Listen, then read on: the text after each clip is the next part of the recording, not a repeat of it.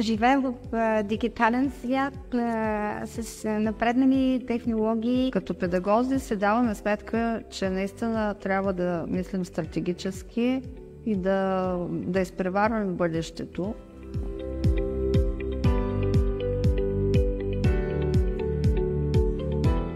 Днес моите ученици се разходиха в една юрта, гледаха как са живеели древните българи.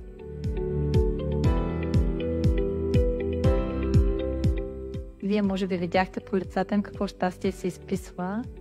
Със сигурност тяхната мотивация е съвсем различна, когато говорим на техния език.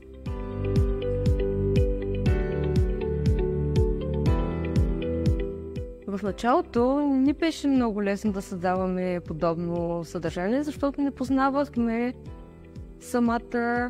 самия софтуер и самата програма. Вече след като поразучих различните инструменти, успявам да направя един урок за няколко часа. Разработих го, качих го в платформата съответно за одобрение. Мина си първата проверка, втората проверка от преподавател и урока беше одобрен и съответно така придобих повече самочувствие и реших да опитам с втори, трети, четвърти. До момента имаме направени и публикувани 42 урока.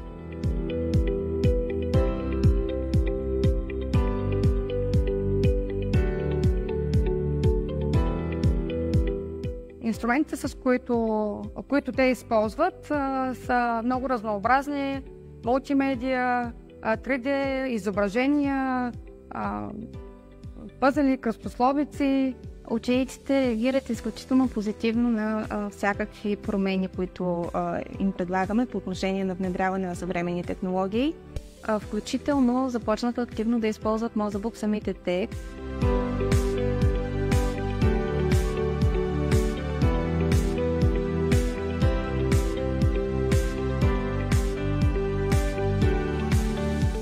Платформата дава възможност един електронен урок да бъде запазен само за институцията, от която се създава, както и да бъде за национално ползване, т.е. тя да бъде съхранена в библиотеката на дигиталната раница и да бъде използвана от абсолютно всички потребители в нея, като говорим за учители, родители и ученици. Нашата цел също е да направим този процес образователен, а не само развлекателен. Нямат никакви трудности, но със сигурност мишката ни издържа книжката, така че технологиите не са за сметка на традиционните подходи.